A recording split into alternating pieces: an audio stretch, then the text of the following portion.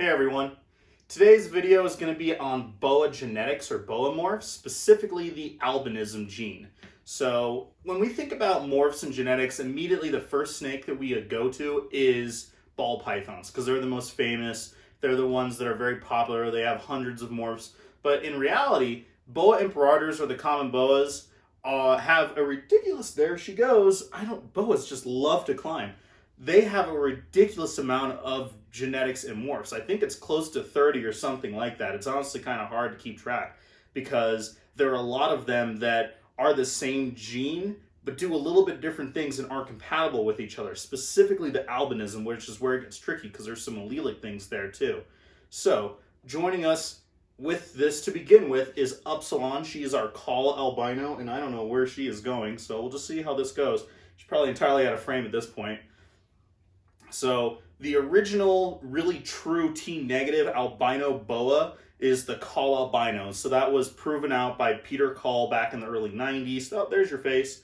And that was, this was proved out to be the original T-negative. There's no tyrosinate, which means there's, albino means that there's no melanin in there. But there are other proteins and genes that cause skin pattern and color other than just tyrosinate and melanin. There are several other ones, axanthophores and things like that. So a true T-negative has no tyrosinate, has no melanin whatsoever, but it does still have axanthophores and anthrophores, which is why we get this kind of yellow, orangey, even sometimes red snake like this, but there's no melanin, there's no tyrosinate. This is the only true T-negative albino when it comes to boa constrictors. So there are several other ones that originally we kind of might have thought that for a little while, like the sharp albino. So if you know anything about boa constrictors, there's kind of like two things when you first think of albino. That's the call, or the original one here, and then the sharp line, which was proven out by a guy named Brian Sharp, also in the early 90s, that had, they were a little bit different. So kind of like with ball pythons, with calls, they were born kind of really nice, really sharp, clean, and as they got older, they kind of fade, they kind of melt, the colors wouldn't stay as clean and crisp. With the sharp lines, they had a tendency to actually hold their color, keep their crispness, and have sometimes even a little bit of almost like a deeper, richer color. And turns out the reason why that was because they aren't actually true T-negative. I just straight grabbed your head. They aren't straight true T-negative albinos. Turns out they actually have a little bit of tyrosinate in there, but it's not just it has it or it doesn't. It's kind of a variant. So it has a very, very low percentage of tyrosinate, which means that it does still have a little bit of this protein, which gives it a little bit more color, which is probably why there are lines that are almost kind of maroon or burgundy or even purple. I think there's even a purple line, which is specific bloodline bred for more purple hues in the sharp lines. So I don't have a sharp albino animal in our collection here, so I'm just going to keep talking with this one, and then I'm going to bring up the next ones. So as it turns out, they are allelic with a couple other type of caramel or T-positive type boas out there. So originally there was another albino called the boa woman caramel, which was kind of this weird, not really hypo, it was still a recessive gene, that it was more of a caramely color, and they found that when you bred a sharp, visual sharp and a visual boa woman caramel or a BWC boa together, you would get this new boa that didn't really look like either of them, that they called the paradigm boa. And I think that was originally proven out by basically boas a number of years ago, and that's how they discovered that to be allelic, that it still does have some tyrosinate still in there.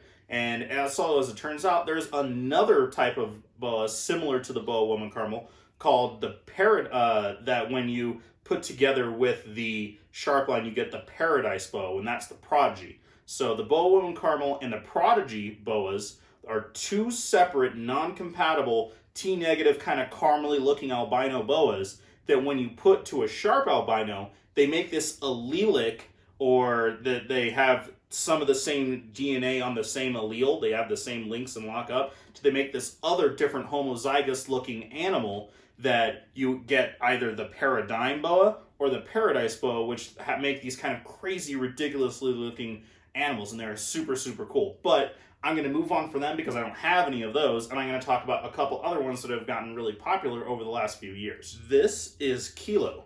Kilo is a VPI T-positive boa.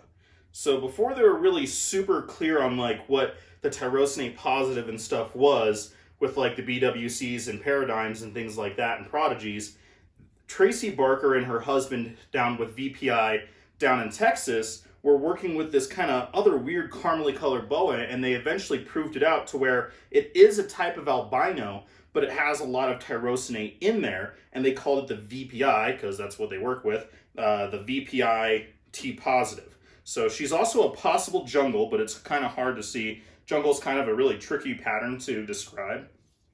It's one that creates aberrant patterns. So as you can see, she doesn't have the regular saddles. But so this T positive gives it this kind of creamy caramel look to it, which looks super, super cool. And once again, this is not compatible with any other form of albinism, sharp, boa, caramel, whatever that is. And these things have gotten very, very popular. It seems like they're kind of moving to where the new, like where boas, as far as boa morphs are moving to, it seems like they're really concentrating on these. Although there is a little bit of a dark horse that we also have a little bit in our collection as well. So this girl is super, super amazing. She has a sister who is for sure a jungle. She's a fully striped line jungle too, and she's possible het VPI, which means that one of her parents they were both double hets, and so we hit the mark with her where she got it, but her sister did not. But I digress. She is a beautiful, amazing albino boa, but this is the VPI T-positive albino boa. This is our CA T-positive boa, and she actually has hypo in her too, which makes her a sun glow.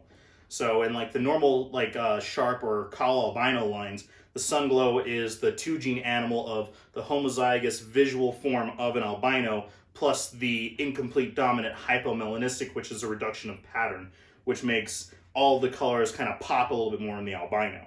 So with her, with the CA T-positives, so the CA stands for Central American. So this line of T-positive albino came out of lines of boa imperators that were more specific in the Central American localities. They're ones that are a little bit smaller as a whole, usually a little bit feistier, and known for kind of the richer reds. So for instance, like the blood boas and leopard boas, those all came out of Central American lines as well. But this little girl is a Central American T-positive sunglow. So this little girl is super awesome. She is absolutely gorgeous. You can see all these kind of crazy oranges and reds and peaches and colors like that. And so when I was saying that this girl's kind of a dark horse, so the normal just straight CAT positive single gene animal isn't nearly as striking as the VPI T positive boa. But once you start putting other genes in there, you can start to see that they are absolutely ridiculous, including the hypo, arabesque jungle, and even the IMG, which essentially will start to make an almost purplish, very dark colored boa with the CAs in there. And that's something hopefully down the line we're going to actually end up making as a hypo CA IMG boa down the line once she gets a little bit more weight on her. But she has another couple years to go for that. So I'm really sorry if I missed anything on any of the genes with this. It's really hard to kind of keep up with this as well, that I'm not doing too much with boa morphs as much as I did in the past. It was mostly incomplete dominant stuff at that. So if I missed anything, please let me know down in the comments. Private message me if you have any questions like that. Instagram, Facebook, jzsreptiles, all that jazz. But I think that boas are vastly underrated when it comes to kind of the morph game. So if you were interested in kind of the morphs and stuff, which is how I kind of got introduced to snakes, was with the morphs and ball pythons and stuff. But I really like boa constrictors. Just like the snake species of it as itself was a lot more interesting to me than the ball pythons. And then once you start to dig, you can see that there's all kind of crazy genes and morphs and stuff with them as well. So I went, oh, okay, I can do that too. So if you're interested in that, you want something, you know, that's a little bit more active, as you saw with Upsilon, a little bit more arboreal, moving around, and honestly a little bit larger of a snake than a ball python, but you still like the idea of like all the morphs and genes, you like putting those combinations in your head and seeing what you can make with that. Boa constrictors are an amazing choice to do that as well. I think they're super incredible. Hopefully you guys enjoyed this video. Please like and subscribe if you can. And I'll check you next time. Have a good day.